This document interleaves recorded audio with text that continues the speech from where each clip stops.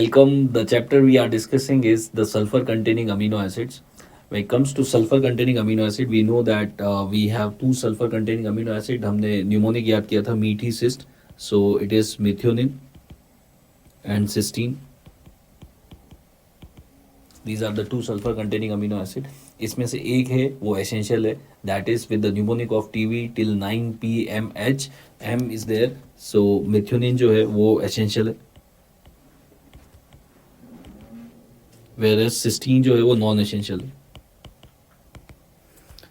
Means methionine को तो हमें डाइट में लेना पड़ेगा. सिस्टीन जो होता है वो मिथ्योनिन से बन सकता है, that is why cysteine is non essential. Methionine जो होता है it is particularly low in pulses.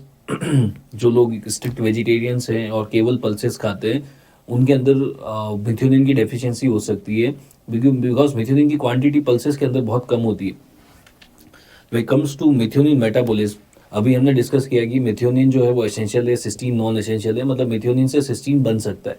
कैसे बनता है? तो मिथ्योनिन जो होता है what happens is ATP comes into the picture and ATP में जो ये ए ग्रुप है दैट इज एडेनोसिल ग्रुप, इसको ट्रांसफर कर दिया जाता है मिथ्योनिन के ऊपर. मिथ्योनिन का जो सल्फर होता है उसके ऊपर एडेनोसिल ग्रुप को ट्रांसफर कर देंगे तो जो मॉलिक्यूल बनेगा एस एडेनोसिल मिथ्योनिन, जिसको हमने प्रीवियस लेक्चर्स के अंदर सैम के नाम से लिखा था, सैम. तो एस एडेनोसिल मिथ्योनिन. और इसको करने के लिए क्योंकि हमने एडेनोसिल ग्रुप को ट्रांसफर किया है तो एंजाइम का नाम हो जाता है एडेनोसिल ट्रांसफरेज.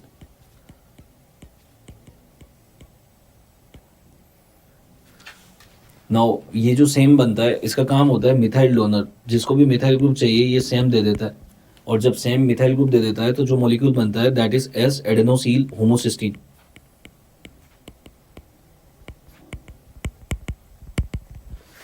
ये जो एस एडेनोसिल होमोसिस्टीन होता है it can convert into homocysteine. ये जो होमोसिस्टीन होता है it is we can say it's a very aggressive molecule. इससे बहुत सारे डिजीज एसोसिएटेड होते हैं. ये हमारे लिए बहुत हार्मफुल होता है. तो नेचर ने एक सिस्टम बनाया है कि ये जो होमोसिस्टीन है ये हमारी बॉडी में एक्यूमुलेट नहीं होना चाहिए. इसको एग्जिट करने के प्लान्स बनाए गए. होमोसिस्टीन की कुछ क्वांटिटी जो होती है वो तो कन्वर्ट हो जाती है वापस मिथ्योनिन में, और कुछ होमोसिस्टीन जो होता है वो कन्वर्ट हो जाता है सिस्टाथायोन में. इस दो तरीके से होमोसिस्टीन के मॉलिक्यूल जो होते हैं वो यूटिलाइज हो जाते हैं, या ऐसा बोल सकते हैं खत्म हो जाते हैं. जब होमोसिस्टीन से सिस्टाथायोन बनाना होता है तो जो एंजाइम चाहिए होता है that is cystathionine beta synthase. And for this reaction we require vitamin B6. And to convert the homocysteine into methionine, we require vitamin B9 and B12. So basically, with the help of all these molecules, the homocysteine will exit either in the form of methionine or will in the form of cystathione. ये जो cystathione होता है, this can convert into cysteine. So here you can see that कि अगर हम methionine diet में ले रहे हैं ultimately this methionine can convert into cysteine. That is why cysteine is a non essential amino acid. Now why this pathway is important, यहाँ से question क्या आता है. तो ये जो होमोसिस्टीन होता है ये इसको एग्जिट कराना बहुत जरूरी होता है, और इसको एग्जिट कराने के लिए ये तीन चीज़ों की बहुत रिक्वायरमेंट होती है, सिस्टाथायोन बीटा सिंथेज, विटामिन B12 और विटामिन B9. अगर इनमें से किसी की भी डेफिशिएंसी हो जाएगी तो होमोसिस्टीन बॉडी के अंदर एक्यूमुलेट होने लग सकता है, और अगर होमोसिस्टीन बढ़ेगा तो ब्लड के अंदर तो उसको हम बोलते हैं हाइपर होमोसिस्टीनेमिया. सो हाइपर होमोसिस्टीनेमिया होने के तीन कारण हो सकते हैं. या तो किसी में सिस्टाथायोन बीटा सिंथेज की डेफिशिएंसी हो, या B12 की डेफिशिएंसी है, या B9 की डेफिशिएंसी. B6 की डेफिशिएंसी भी करा सकती है बट इतना ग्रेट इम्पैक्ट आता नहीं है. सो तीन मेन कोज हो जाते हैं होमोसिस्टीन के बढ़ने के. So let's write down this point. If there is deficiency of enzyme cystathionine beta synthase,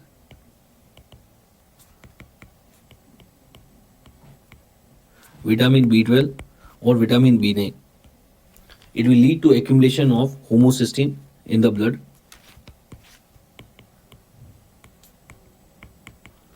and that is called as hyperhomocystinemia.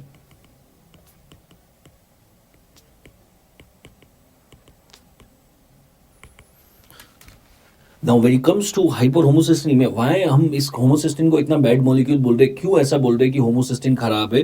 So when it comes to hyperhomocystinemia, there are three causes we have discussed and we need to remember them in sequence. Hyperhomocystinemia होने का जो first most common cause है वो तो है cystathionine beta synthase की deficiency. Enzyme cystathionine beta synthase deficiency is the most common cause. Second most common cause is vitamin B12 deficiency.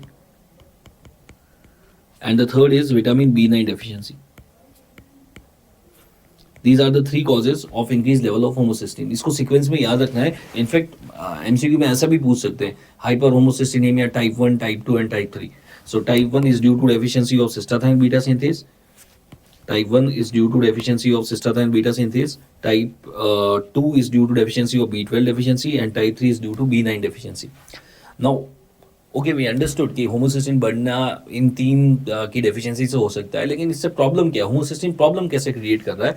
Homocysteine जब बढ़ता है उसकी वजह से, जब भी होमोसिस्टिन बढ़ेगा उसकी वजह से ब्लड की कोएगुलेबिलिटी बढ़ जाती है.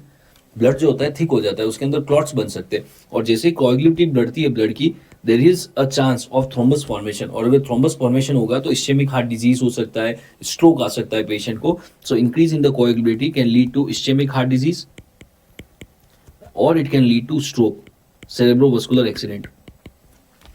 इनफैक्ट ये जो होमोसिस्टिन होता है it increases the ageing process. Ageing भी फास्ट होने लग जाती है. एजिंग का मतलब है न्यूरोनल एट्रोफी, जो एज के साथ जो चेंजेस होते हैं वो बहुत जल्दी जल्दी होने लग जाते हैं. सो इस पेशेंट में प्री मेच्योर डिमेंशिया हो सकता है. एजिंग का प्रोसेस बहुत फास्ट होने लग जाता है.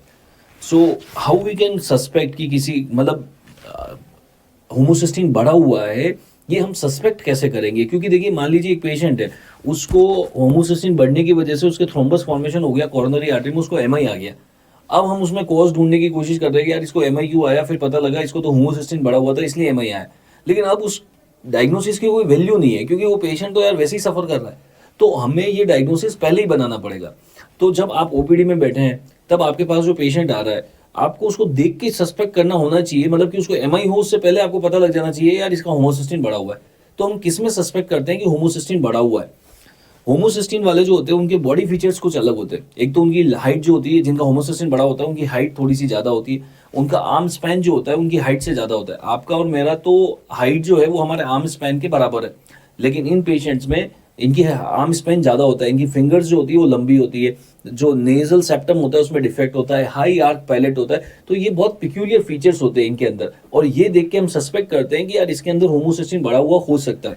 सो they will have the long cylindrical fingers, that is called as arachnodactyly.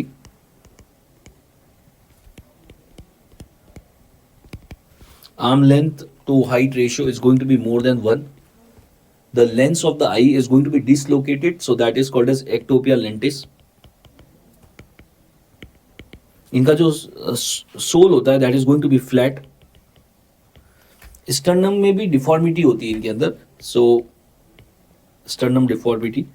The backbone will have the kyphoscoliosis. ये जो जितने भी बॉडी फीचर्स है इनको क्लब करके हमने कॉमन टर्म निकाला हुआ है, इसको हम बोलते हैं मार्फेनोइड हैबिटस. सो बेसिकली इनके जो बॉडी फीचर्स है, जिनका भी होमोसिस्टिन बढ़ा हुआ होता है उनके बॉडी फीचर्स कुछ इस तरीके से होते हैं, इसको बोलते हैं मार्फेनोइड हैबिटस. मार्फेनोइड हैबिटस मार्फन सिंड्रोम वाले पेशेंट में भी देखने को मिलता है और होमोसिस्टिन के पेशेंट में भी देखने को मिलता है. सो पता कैसे लगेगा कि इसको होमोसिस्टिन की वजह से मार्फेनोइड हैबिटस हो रखा है या मार्फन सिंड्रोम की वजह से हो रखा है? क्योंकि होमोसिस्टिन वाले का ब्लड थिक होता है. तो मार्फेनोइड हैबिटस के साथ में आपको एमसीक्यू के अंदर कुछ ना कुछ ऐसा हिंट लिखा होगा जिससे ये पता लग जाएगा इसका ब्लड थिक है. जैसे कि जिसका भी ब्लड थिक होता है उसको क्लॉट बनने के चांसेस होते हैं, डीप वेन में थ्रोम्बस बन सकता है. सो along with this, in any MCQ, if they have written about the deep vein thrombosis, deep vein thrombosis को कैसे लिख सकते हैं कि पेशेंट को हम पूछते हैं कि आपको काफ में पेन तो नहीं होता, so that will again a hint. So अगर उन्होंने लिखा है मार्फेनोइड हैबिटस है और साथ में काफ पेन हो रहा है, means it is going towards hyperhomocystinemia. The investigation is going to be straightforward. We need to check the levels of homocysteine. हमें होमोसिस्टिन के लेवल चेक करने हैं, और अगर होमोसिस्टिन के लेवल बढ़े हुए आ गए तो डायग्नोस क्लियर हो गया. अब इसको ट्रीट कैसे करेंगे? क्योंकि मोस्ट कॉमन तो एंजाइम डेफिशिएंसी थी, cystathionine beta synthase followed by B12 deficiency followed by B9 deficiency. आप अगर इस पाथवे को देखोगे तो आपको ट्रीटमेंट समझ में आ जाएगा कि प्रॉब्लम ये हो रही है कि होमोसिस्टिन बढ़ा हुआ है और मेरे को कैसे भी करके होमोसिस्टिन को एग्जिट करवाना है. अगर मेरे को होमोसिस्टीन को एग्जिट कराना है तो मेरे को B12, B9, B6 और सिस्टाथाइन बीटा सिंथेस चाहिए। मान लेते हैं सिस्टाथाइन बीटा सिंथेस की डेफिशिएंसी की वजह से प्रॉब्लम हुई है, तो फिर हम क्या क्या दे सकते हैं, हम उसको B12, B9 और B6 तो बहुत इजीली दे सकते हैं। सो दैट वे होमोसिस्टीन जो होगा फटाफट एग्जिट करेगा और कम होने लग जाएगा। So the treatment is going to be we are going to give vitamin B complex, and the vitamins that we are going to give is vitamin B6, B12 and B9. These are the things to be given. So this is all about the amino acid of methionine and homocysteine. Now coming to the cysteine part. Cysteine भी एक sulfur containing amino acid है. So here you can see a molecule of cysteine amino acid है, and here you can see the sulfur of it, the second cysteine molecule and the sulfur.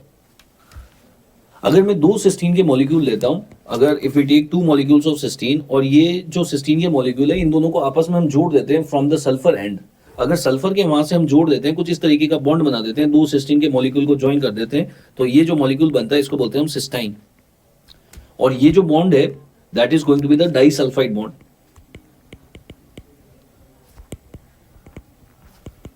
So if we take 2 cysteine molecule, we club them together with the help of disulfide bond, that is called as cysteine. ये cysteine कहाँ पे मिलता है?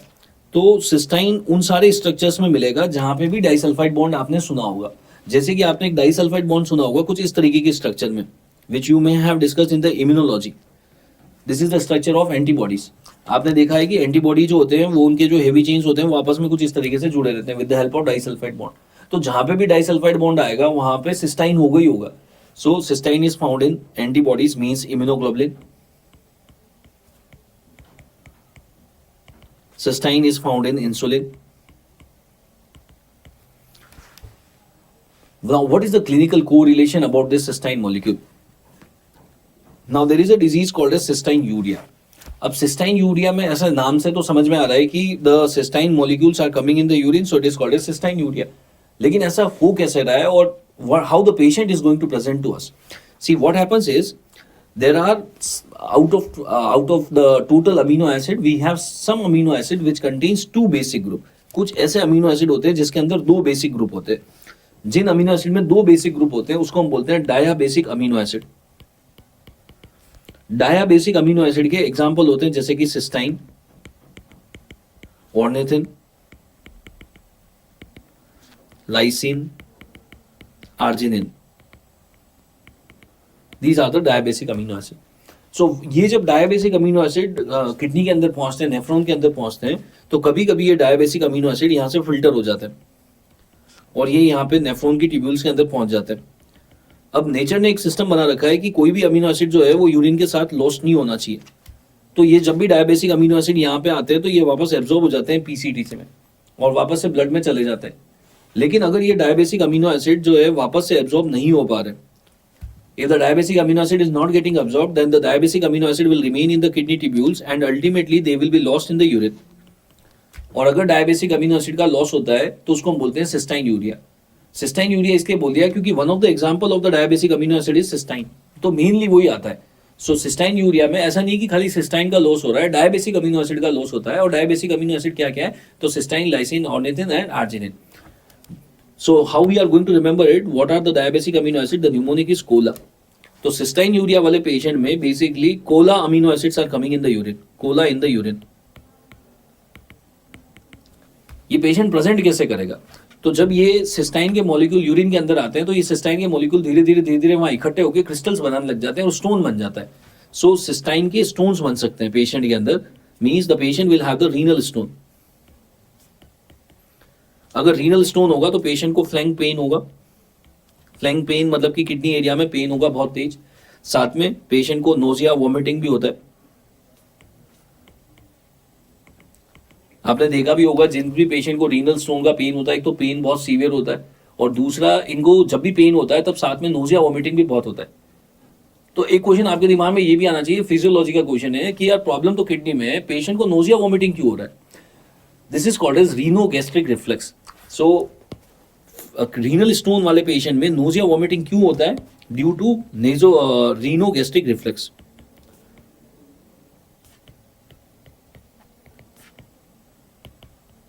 सो this is all about the cystinuria. So cystinuria से हमें याद क्या रखना है, सिस्टाइन यूरिया मतलब कि कोला इन द यूरिन।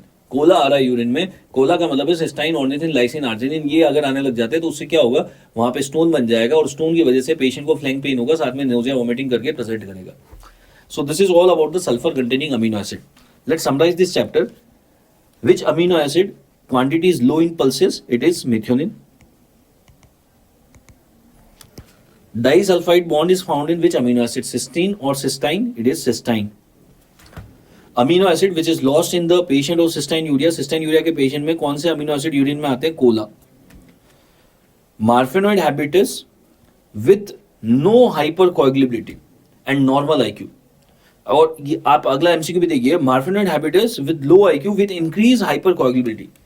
मतलब मार्फेनॉइड हैबिटस है, साथ में ब्लड थिक हो रहा है या नहीं हो रहा है, दो पॉसिबिलिटी बनती है, दो डिफरेंशियल्स बनते हैं. जब भी मार्फेनॉइड हैबिटस है, अगर साथ में उन्होंने लिखा हुआ है कि पेशेंट का आईक्यू थोड़ा कम है और उसका ब्लड बहुत थिक है, तो ये जा रहा है हाइपर होमोसिस्टिनेमिया की तरफ, जो कि हमने डिटेल में डिस्कस किया.